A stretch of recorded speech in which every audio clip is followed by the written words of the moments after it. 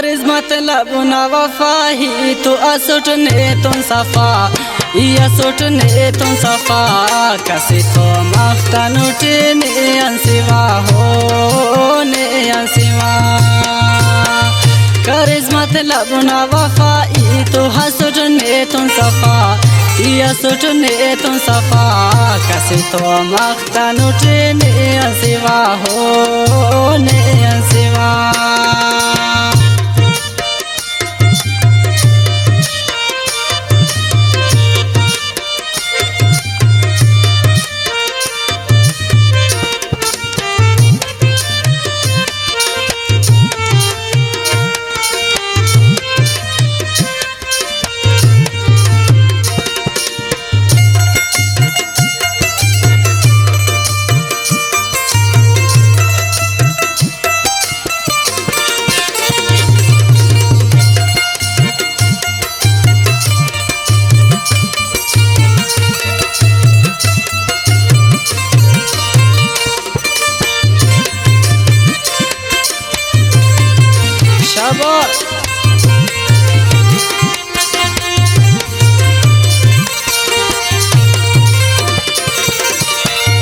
बदमानुस तसनानी कनिया शक्कत सा कने हर ईत कसम है तिसा कस्तोन मखिसा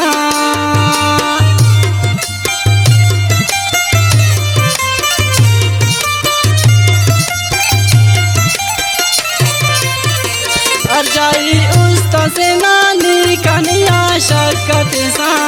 कने हर ईत कसम है तिसा कस्तोन मखिसा कर्ज मतलब ना वफाई तो हसुटने तुम सफा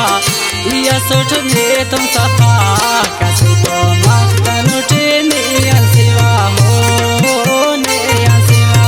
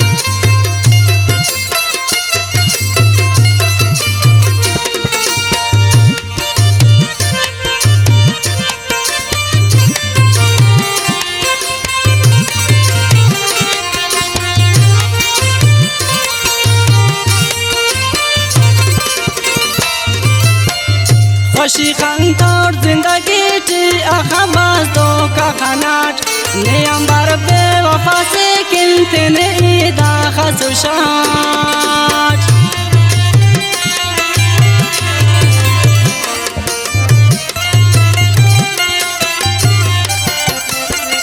खुशी खंतौर जिंदगी टी अखबास दो का खनाट ने अंबर बेवफा से किलते ने ईदा खसुशाट कर्ज मतलब ना वफाई तो हसुटने तुम सफा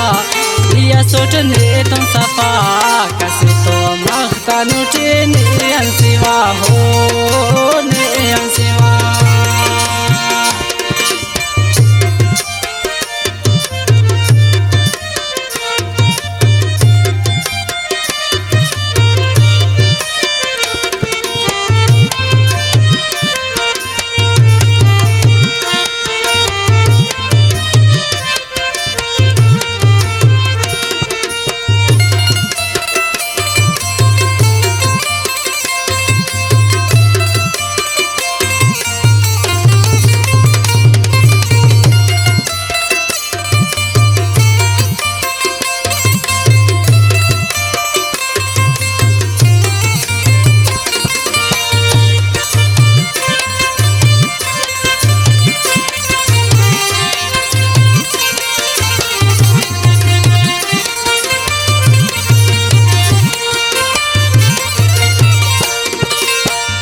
बावल प्रेम लेके उशिंगार दा खसम छा सकने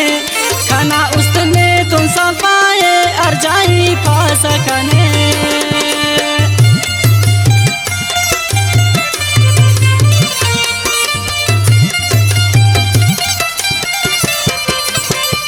बावल रेबने के उशिंगार दाखा समझा सकने खाना उसने तुम सफा है अर्जाई पा सकने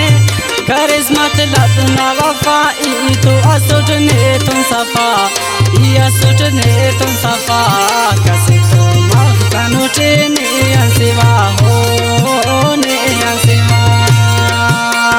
करिस मतलब ना वफाई तो हसुटने तुम सफा या सुटने तुम सफा कसे तो मख्तनुटे ने अंसिवा हो